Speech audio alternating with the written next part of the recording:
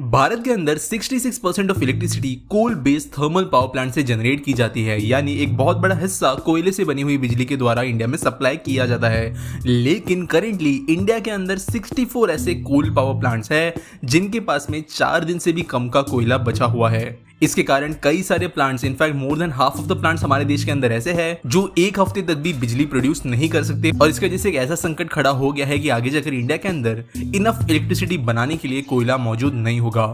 तो ये सारी चीजें हुई कैसे?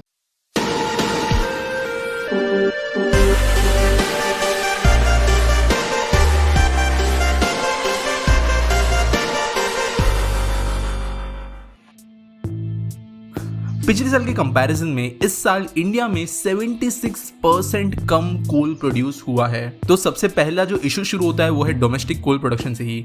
इंडिया दुनिया का सेकंड बिगेस्ट कोल प्रोड्यूसर है, जबकि fourth largest coal reserves India के अंदर है। लेकिन इसके बावजूद कुछ दिक्कतों के कारण इंडिया अंदर कोल प्रोड्यूस नहीं हो पा रहा है। कोल इंडिया जो एक गवर्नमेंट कंपनी है, ये 84% ऑफ कोल इंडिया के अंदर प्रोड्यूस करती है। इनके प्राइसेस भी ये सेट कर दिए और ज्यादातर माइंस के ऊपर इनका अधिकार है। लेकिन कोल इंडिया इस साल अपने टारगेट्स मीट नहीं कर पाई। मार्च अप्रैल में जब लॉकडाउन हुआ था, उसके बाद में ये माइंस शट डाउन हुई थी। यहाँ पर लेबर शॉर्टेज भी देखा गया था, कई सारे दूसरे क्राइसिस आए थे जिसकी वजह से प्रोडक्शन कम हुआ था, ओवरऑल डिमांड भी कम थी। लेकिन जो डिमांड ओपन हुई है बाद में, जब लॉकडाउन ओपन हुआ, तब से ये कोल माइंस अपनी प्रोडक्शन डिमांड को मीट नहीं कर पा रही है।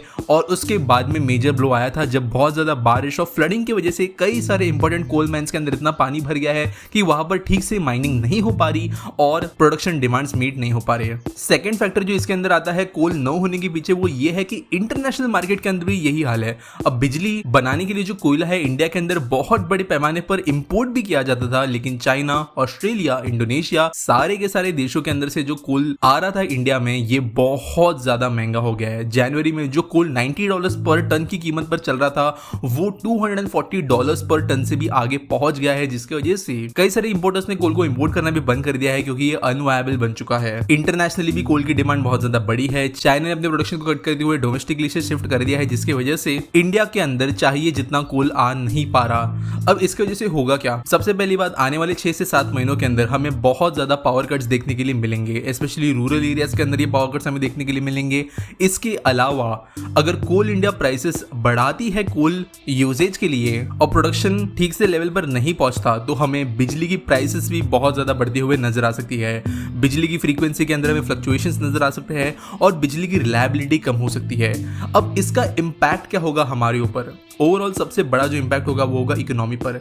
लॉकडाउन के बाद में जब इकोनॉमी खुली तो ये बहुत ज्यादा तेजी से ग्रो हुई, जिसके वजह से सबसे ज्यादा electricity demand in history India के अंदर अभी प्रोड्यूस होना शुरू हुई थी। साथ साथ वर्क फ्रॉम होम और दूसरे फैक्टर्स के चलते हुए भी पिछले साल ये रिपोर्ट इंडिया दे चुका है कि ओवरऑल बिजली की कंजम्पशन इंडिया में बढ़ी है, और इस डिमांड को स्लो डाउन करने के लिए ये पावर कट्स जिम्मेदार बन सकते हैं। इसके अलावा ऑब्वियसली इंडस्ट्री, मैन्युफैक्चरिंग, ये जो एक बहुत बड़ा हिस्सा है भारत की इकोनॉमी का जो बहुत तेजी से ग्रो हो रहा है, ये बिजली न होने की वजह से स्लो डाउन हो सकता है।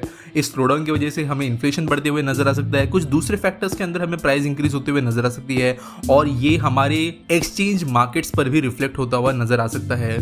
तो इन कंक्लूजन अगर कहे तो इंडिया की डिमांड बहुत ज्यादा बढ़ गई है बिजली के लिए। ज्यादातर बिजली कोल से प्रोड्यूस होती है। कोल प्रोडक्शन के लिए जो कंपनीज है वो ठीक से इंडिया के अंदर कोल प्रोड्यूस नहीं कर पा रहे, जबकि इंपोर्ट होने वाला कोल इतना ज्यादा महंगा बन गया है कि वो अनवायबल हो गया है।